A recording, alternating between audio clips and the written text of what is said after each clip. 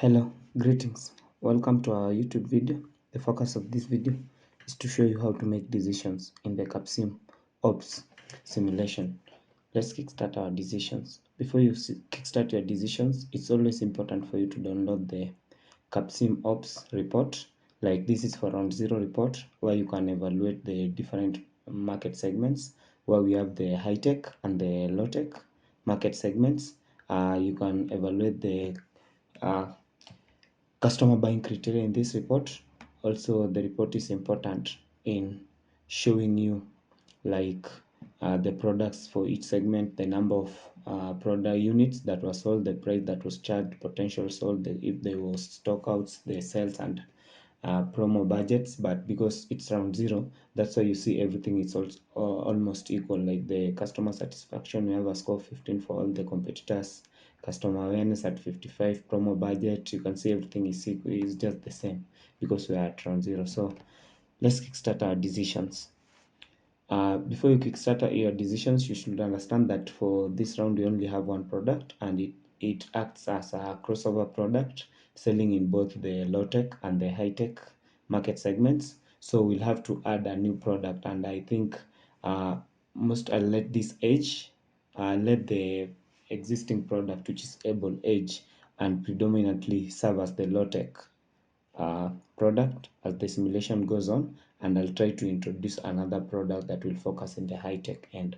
But for the time being, we can make decisions for our research and development. So let's start. Like, we'll use the customer buying criteria to make these decisions, and the most important thing under R&D decisions is for us to establish an ideal position which incorporates the performance and the size, and we also want to ensure that our product is within this is around this averagely 3 years. So a performance of 6.4.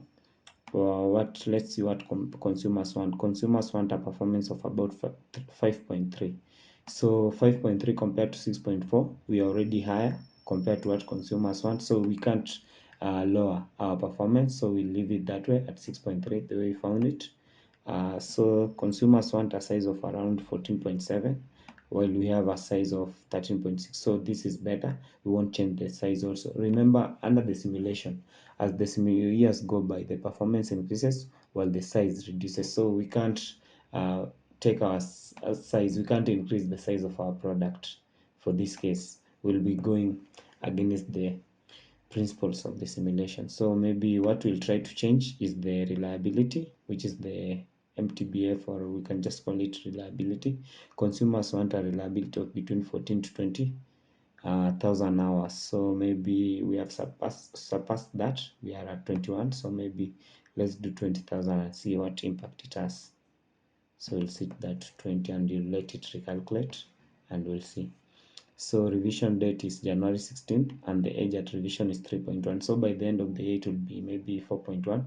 I think these are good decision to make. So where we have only changed the reliability. So I think we'll leave it at 21. Let me check 19, the impact. So if we switch it to 19, so we revise it at 3.2. I think that's a little bit higher, so I think I'll just go with 20, which is the highest reliability. So I'll just leave it at 20. So those are decisions for our first product, the able product. Remember, I told you it's a crossover product, selling in both the low end and the high end. So I'll start creating a new product, which will be our high end product. So Eka, I'll call it Eka. So create the product, and we'll switch the high tech tab.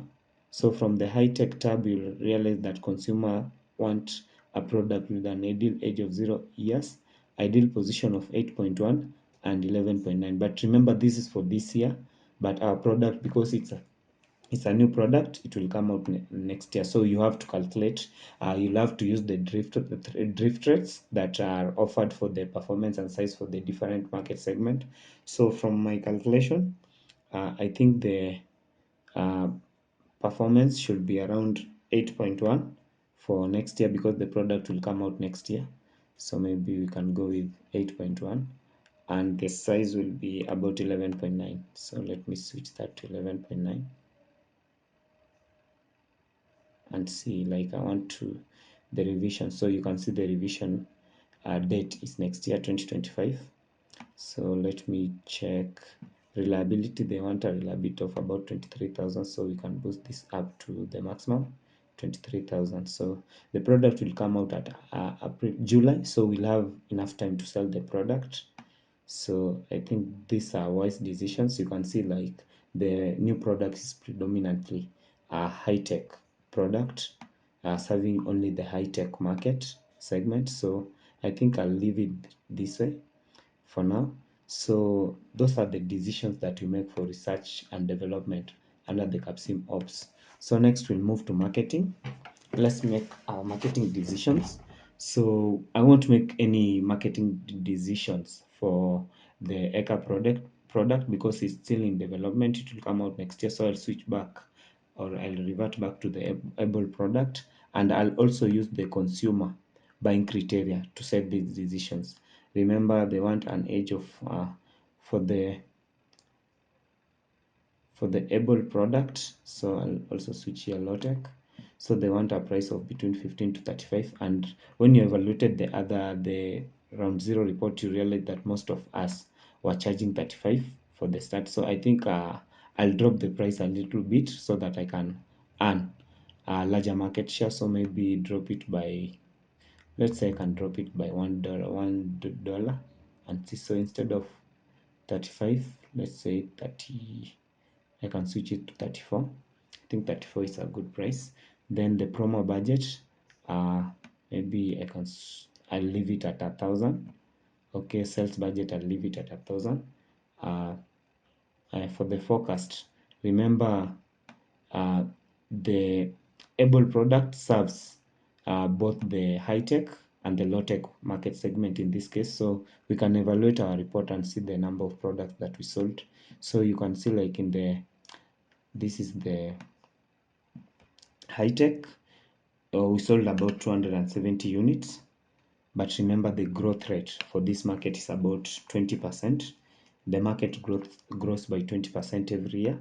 So in the low tech, let's see, the demand growth rate is about 10%. We have a growth rate of 10%, while how many products did we sell for the last, for round zero? So you can see we sold almost 630 units. So what we'll do, because we presume that this product will continue serving both markets, so you'll do a calculation increasing the units sold in both markets. So let me just do the calculation. Sorry, it will take a little bit time. So we'll increase the units that we sold last year in both market segment by the growth rate. So let's do the calculation.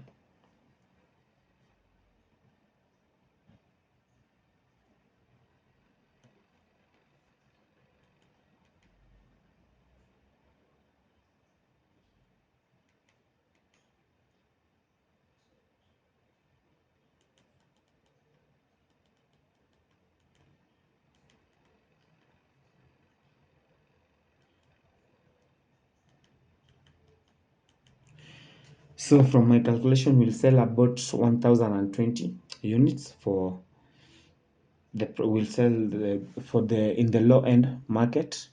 We'll sell about uh, 695. So maybe forecast will sell about 695 in this market segment. So I'll just move it to about 695. But remember, some of the products will also be sold in the high-tech market segment. So because the product that we have in the high-end market segment is still in development, so maybe I'll just presume that we'll sell about um, 1,025. So maybe we can switch this to maybe 1,200. Yeah, I think we'll switch it to 1,200 because we are targeting both the markets, the low tech and the high tech market. So I think I'll leave it that way, 1,200.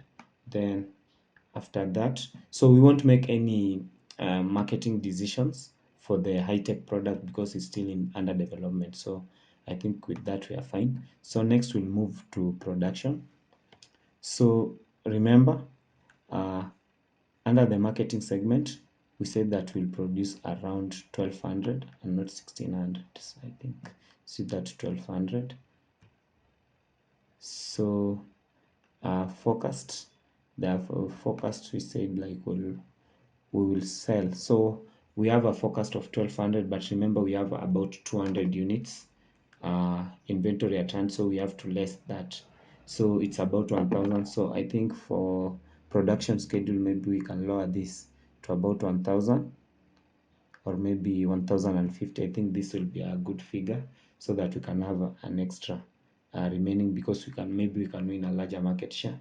So plant utilization, we have dropped it to about 105, which is not bad. So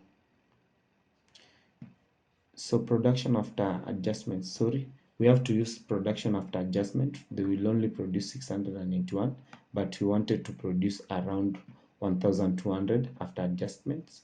So we'll increase that to, yeah, I think we'll produce 1600 so that we can produce around 1054, because remember we hope to sell about 1200, but we have another inventory at hand. So 1200 minus the 200 will have about 1000 units. So I think that will be a good decision. Then for the capacity, we want to increase capacity for able product or automation, because remember the plant utilization is about 160%. So maybe because the utilization has increased, we are almost using all of our second shift.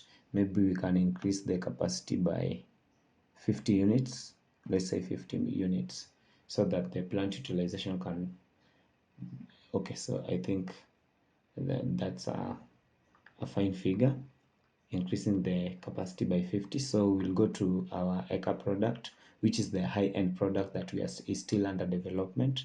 So we want to make forecast like what we'll sell this year, because the product is still under development. What we'll do, we'll buy capacity. We'll just try and buy capacity. So remember the market segment growth rate for the high-tech product. You can evaluate this from the report under the high-tech segment. So this is the high-tech segment. You can see like the total units sold this year was 1620. The growth rate is about 20%. Everyone sold about 270 units, and the market is expected to grow by 20. So increasing 270 by almost 20% gives you around 330. So I think for next year we can say that we'll sell about 330. So it's good for us to have a capacity of around 350, let's see, or 400. Remember, our investment doesn't have to surpass the maximum investment that we are offered here.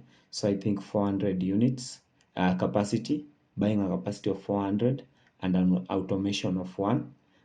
It's fine, maybe we can boost it up, but we have to mark our maximum investment expected for this year. So let's boost this to 500 and see. It's still calculating. So we have surpassed that, so maybe we can reduce this to 450 and see. Okay, so we'll leave it that way. We'll buy a capacity of 450 and an automation of 1, where we'll invest about 5416. So maximum we'll invest about 5400, while the maximum investment is 5416. So I think that's fine. So we'll leave it that way, and then we'll invest in our advanced operations. So for the supplies, I'll boost it up to about 2000, because boosting it up to 2000 means that you'll use both the local and the global suppliers, and we want to have a great supply base where we don't run short of resources. So I think we'll boost that up to 2000. Total quality management process,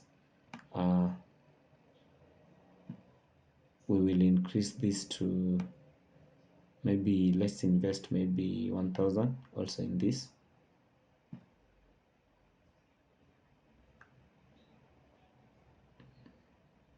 So total quality management for the product will also boost it to 1000. Inventory control also Let's increase it to 1,000 and see. So I think these are good decisions. Next, we'll move to finance, our finance page decisions. So for able product, we also have, okay, the advanced operations have also impacted the decisions under the able product. So I think we'll leave them this way.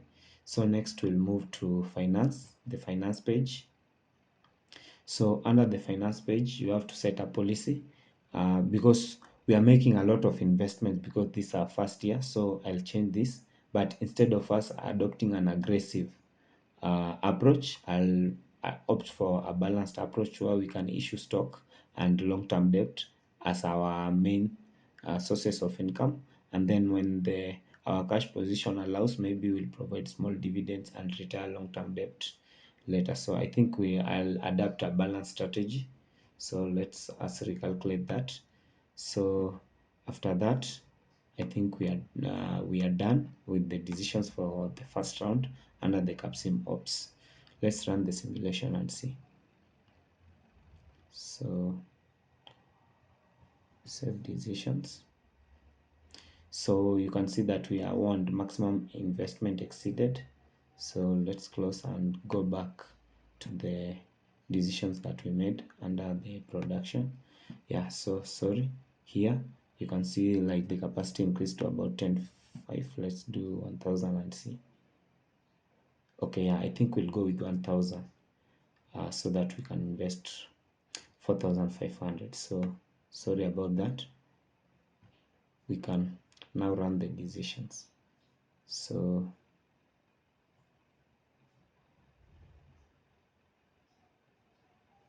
just save all the decisions, and then we can